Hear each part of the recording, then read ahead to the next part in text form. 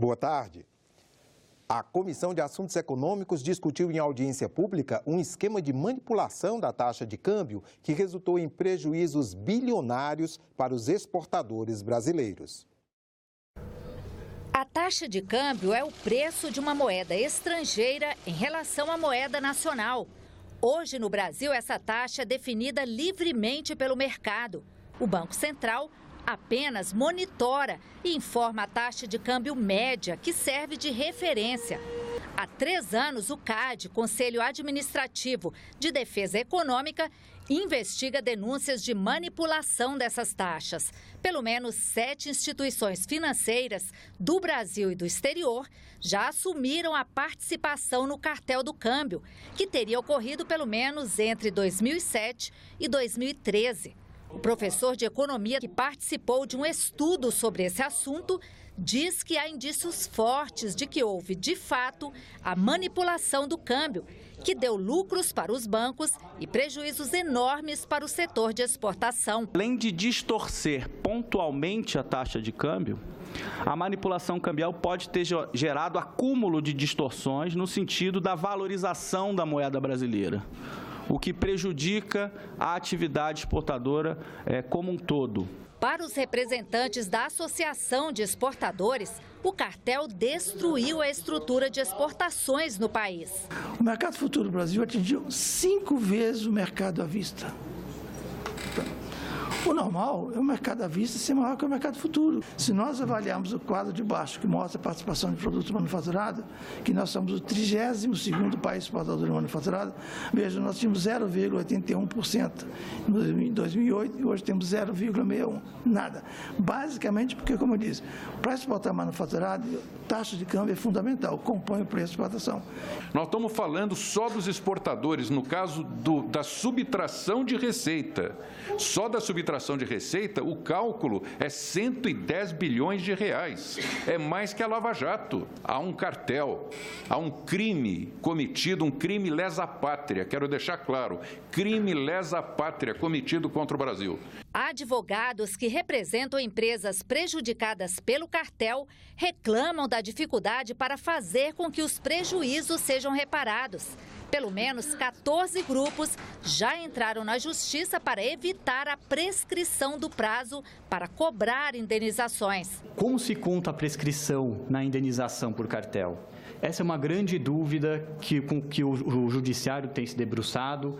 Qual que é o período prescricional? Quando se inicia a prescrição se inicia da data da operação do contrato de câmbio, a prescrição se inicia a partir do início da investigação do CAD, ou será que ela se inicia a partir da decisão final do CAD ou ou da confissão dos bancos? O senador Armando Monteiro é o relator de uma proposta do Senado que regulamenta a prescrição desses prazos. Nós procuramos tratar esse tema do prazo prescricional, deixando claro o entendimento, claríssimo o entendimento de que esse prazo ele é suspenso quando o prazo só é contado quando o CAD tiver encerrado o inquérito ou o processo administrativo.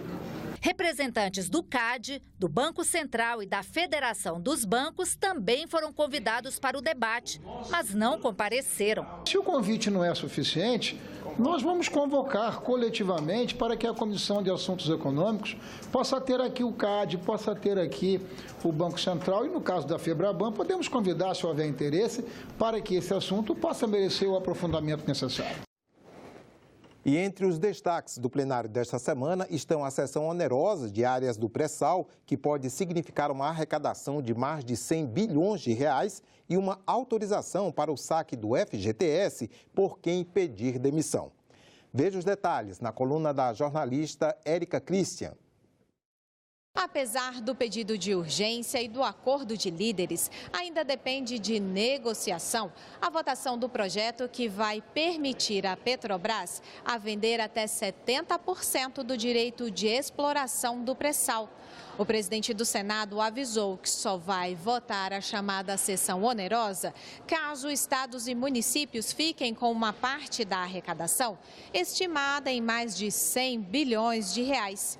Eunício Oliveira tem conversado com representantes das equipes econômicas de Temer e Bolsonaro para garantir essa partilha. Outro destaque do plenário é o projeto que vai permitir que trabalhadores que pediram demissão possam sacar o FGTS. Hoje, entre as condições para a retirada do fundo está a demissão sem justa causa. E os senadores deverão votar ainda outros 2 projetos que podem ajudar os estados em dificuldades financeiras. O primeiro vai excluir os ganhos dos royalties do limite de gastos com pessoal e o segundo, os precatórios do teto de despesas correntes. O tema do especial Cidadania, publicado nesta terça-feira no Jornal do Senado, é o desrespeito à lei seca. Mais informações com a jornalista Fernanda Vidigal. 30% dos entrevistados de uma pesquisa da Universidade de São Carlos, em São Paulo, disseram que não cumprem a lei seca e dirigem depois de beber. E 76% afirmaram achar fácil desobedecer a leis. O especial Cidadania ouviu especialistas para discutir por que tantos brasileiros agem assim. Eles disseram que um dos motivos é a falta de escolaridade. Outro é a baixa participação popular na elaboração das leis.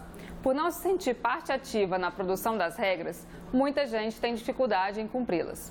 Mas, por outro lado, a reportagem mostra também que quando a relevância do tema ou a legitimidade de quem faz a norma são reconhecidas, é mais fácil agir dentro da lei. O especial Cidadania é publicado toda terça-feira no Jornal do Senado. E você pode ler a versão digital em senado.leg.br/jornal. Libras, a língua brasileira de sinais, pode se tornar disciplina obrigatória nas escolas públicas. A ideia, que chegou por meio do portal E-Cidadania, já se transformou em sugestão legislativa e pode virar projeto de lei. Eu sou Tarsila, tenho 8 anos. Eu sou Ilquias. Meu nome é Sofia.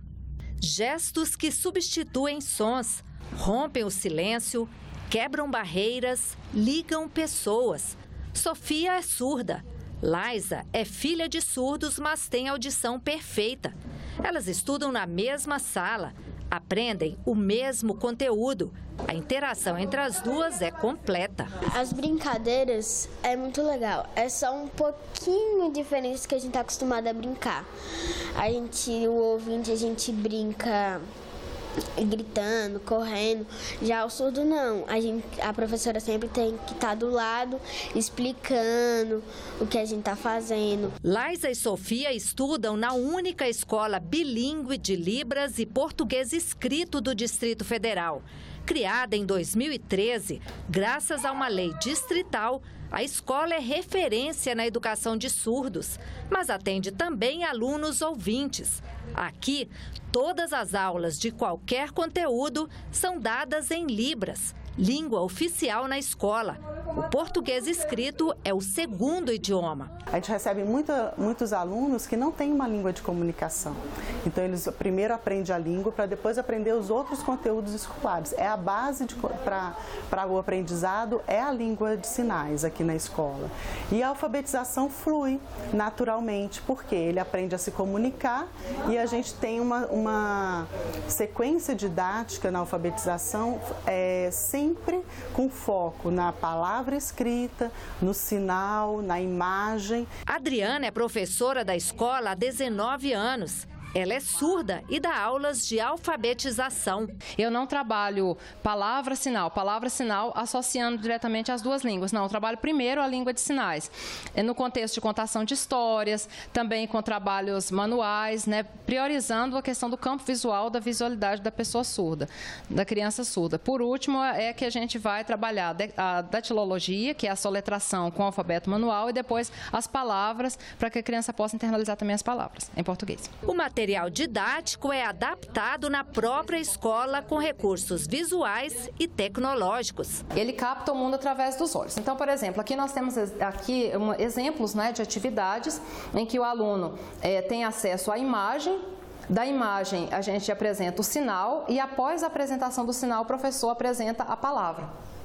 E tem a soletração, aqui como exemplo, aqui a gente tem a soletração letra por letra com o alfabeto manual usando as mãozinhas. Uma lei de 2002 reconheceu a Libras como língua oficial da comunidade surda do país. Agora, a língua brasileira de sinais pode ser incluída como disciplina obrigatória nas escolas públicas brasileiras. Por enquanto, é só uma sugestão legislativa, mas que poderá se transformar num projeto de lei e começar a tramitar nas comissões do Senado. A ideia foi apresentada no portal E-Cidadania do Senado pela pedagoga Marilei Monteiro, de São Paulo, que tem uma filha surda.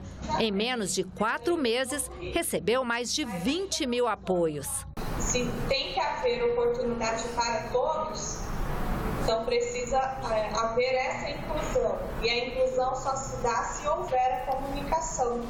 A relatora na Comissão de Direitos Humanos é a senadora Ana Amélia. A linguagem de Libras tem esse valor da inclusão e por isso então vamos trabalhar intensamente para aprovar. Eu trabalho com alunos surdos desde 93, então a experiência que a gente tem do contato, da convivência com eles, eles sonham com um mundo que fale Libras. Então ele se sente isolado. Marcelo, o mais velho de 4 irmãos surdos, diz que sonha com esse mundo sem barreiras. Eu tenho uma vontade muito grande que o mundo todo, todas as pessoas, saibam se comunicar em língua de sinais, principalmente nos espaços públicos, hospitais, delegacias, para que os surdos se sintam mais contemplados pela sociedade. Ficamos por aqui. Você pode rever as reportagens desta edição na nossa página na internet, senado.leg.br/tv. Obrigado pela companhia e até a próxima.